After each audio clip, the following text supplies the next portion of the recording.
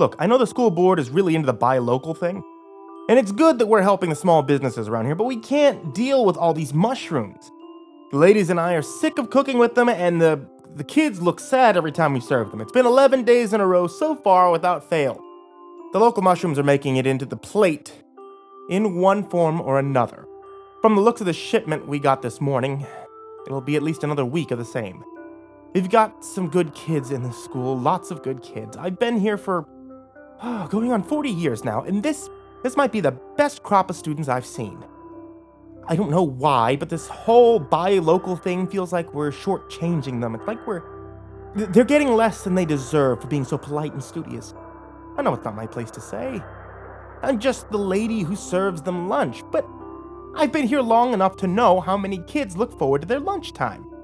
If the food is boring or disappointing, their days just won't be as good as they should be. They're children, for God's sake. They don't need to know what disappointment is yet. I feel bad for complaining. I really do. It's not like me to write a letter like this, let alone put it up so lots of people can see it. Part of me thinks that it might be because of what happened to little Danny the other day. I know none of it could be blamed on us. How could we know the boy had allergies? Even his mom didn't know. It was just so horrible. I know Mr. Crowley cleaned the floor with bleach, but I swear I can still see the blood stain. Maybe I'm legitimately scared of what happened to Danny, and I'm wondering if anyone might know how a reaction could be so severe. I've seen little boys and girls have allergic reactions before. They swell up, they have trouble breathing, and all that. Terrible and scary for sure, but nothing that will give you nightmares after seeing more than a couple of them. What Danny went through, though, I'm hoping the principal and guidance counselors will get the students and staff counseling if they need it. I just might. How does a boy's skin change so quickly? You can see it happening right in front of you. He was fine one minute, then after a bite of his lunch, his friends said his face and hands looked like they got sticky. As soon as Danny touched his face to see what was wrong, his hands stuck. When he pulled, the skin just fell away. While his classmates screamed, Danny started yelling at that his clothes were hurting him, and he pulled them off, and all the skin underneath came off them. I've never ever seen anything so terrible in my whole life. He began to vomit blood, and he passed out, and when the paramedics got there, I couldn't believe he was alive. The principal told us at the meeting that he needed multiple transfusions and skin grafts at the hospital, but he'd live. She wouldn't answer why his reaction was so severe. I doubt she knew anyway. I guess I feel a little better after getting that out of my system. Still, I wish I could know what caused such a terrible reaction. We were eventually told it was because of the mushroom. But we shouldn't worry because none of the other children appeared to be allergic. I have to go start cooking for this afternoon's lunch, but there's just one more thing that I can't understand. When they were wheeling Danny out on the gurney and he left a trail of blood down the hall all the way to the ambulance, the ground where he bled outside got covered in the stringy white mushrooms. I'm sure it's an ugly coincidence because there's nothing like the fat portobello that the local distributors have been giving us. But I just hate how my mind is making me connect the two things. At least the birds ate them within a day or so. I see them when I come in. Anyway, I'm off to work. There's a nasty cold going around the school. We're making cream of chicken and mushroom soup for the children. I'll probably be having a little bit of it myself. My throat's starting to feel sore.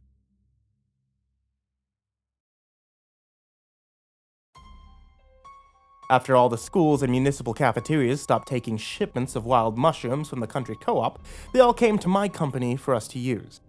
Normally this would be fantastic. Mushrooms make great fertilizer. I've got acres upon acres of property with great soil. It's such good stuff that people come from all over the country in dump trucks to buy a load and haul it back to wherever they want. My family's been caring for the land for going on 200 years now. We've been asked to sell the property to big agribusinesses more times than we can count, but we could never give it up, even when the offers got up into the upper seven figures. We've been content with the low sixes that come in consistently year after year. Now, I got a phone call a month ago from the co-op that's been handling all the local produce of the country schools and whatnot. Apparently there's been no interest in the mushroom glut after little Danny Langson's tragic passing. And the co-op guys on the phone told me what I already knew. The boy's death was from an unknown allergic reaction, and no one else, as far as he knew, had gotten sick from the mushroom. I listened and I waited for him to tell me what kind of deal he'd be giving me if I were to buy the whole supply. I'll admit, I was pretty surprised when he said that he wasn't even considering charging me for the supply.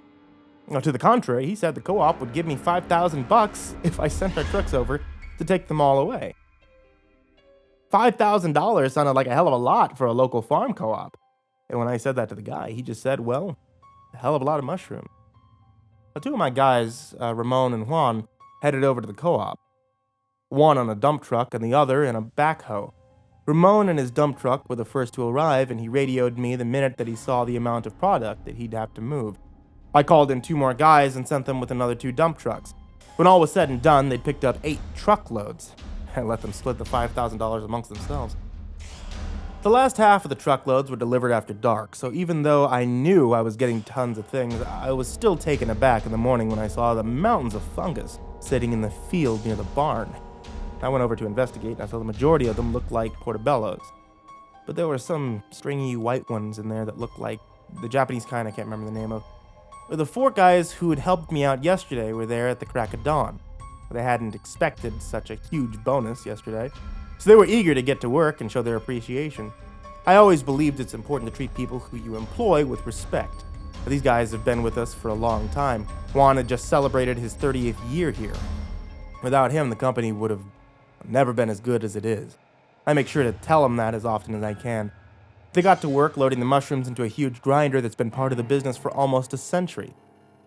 It eats through any organic matter that you feed it and turns it into the perfect size and consistency to get incorporated into the soil. 5 hours later, 2 piles of mushrooms had been reduced to a pulpy sludge. I worked out which part of the property should get the new fertilizer, and as luck would have it, for the guys who had to spread it out, the area right near where they'd been working had gone the longest without any upkeep. After 2 days, that part of the field was all finished, just in time for the weekend. No one was around from Saturday until Tuesday. I told the guys my wife and I were going to take a few day trips to enjoy the unseasonably warm weather, and I had them take Monday off. We got back in the wee hours of Tuesday, long before sunrise. It felt like I'd just gotten to sleep when I heard banging on the door. My cell phone started ringing too. I picked up and Pedro started yelling in my ear. My ability to understand Spanish is okay, but not when it's being spoken at 100 miles an hour and being half shouted. I told Pedro to calm down and asked if his dad was available to talk. I love the kid, but he's pretty excitable. I guess all 16-year-olds are. Juan got on the line, and I walked over to the front door. Ramon was standing there looking bewildered. Juan was saying something about mushrooms on the phone as Ramon pulled me by my arm around to the other side of the house. And near the field where they'd been working, I saw Pedro first. Then Juan, still talking into his cell phone. I'd stopped listening, though. I could see something in the newly fertilized field about 100 yards away, but it was being blurred by a haze of orange fog.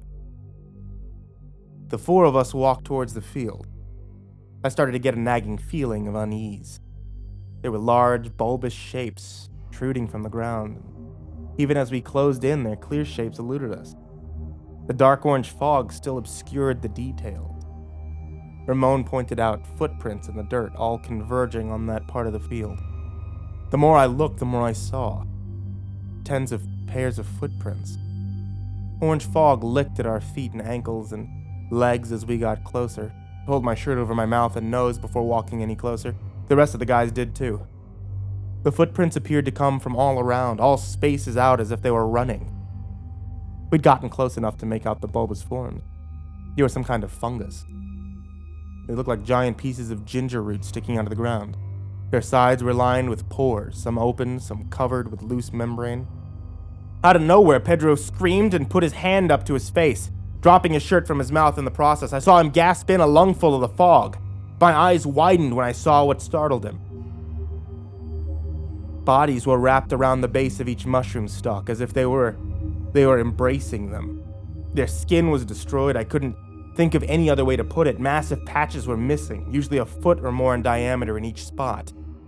And there were many, many spots. The more unsettling aspect, though, as if it couldn't get any worse, was the condition of their feet.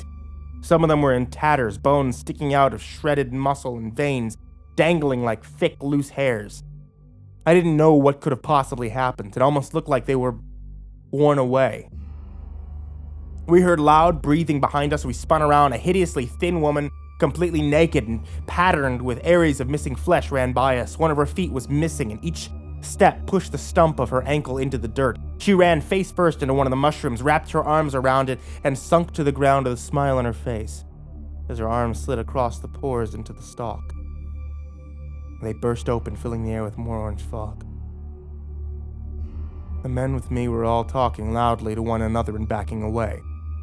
More runners in similarly devastated conditions were arriving. We kept walking away and out of the orange fog. One called Pedro's name. I noticed he wasn't with us. He called again. Pedro came out of the fog, coated like we were, with orange spores. Unlike us, though, his mouth and nose were still uncovered. He stared blankly and scratched at his face and neck. Juan rushed towards his son and started pulling him away from the field, but Pedro turned towards it and began to walk back. Juan, being stronger, was able to pull the boy back out of the field to the barn where we all stripped down and hosed one another off. We stood in the middle of the barn, wondering aloud what the hell was happening. Pedro, now clean, kept scratching himself. Lines had started to form over the spots where his fingernails had traveled. His legs pumped as he ran in place, not listening to his father ordering him to stay still. A moment later, while Juan was trying to call 911, we watched helplessly as Pedro started running in the direction of the mushroom field, slamming into the closed door of the barn, picking himself up and doing it again and again and again.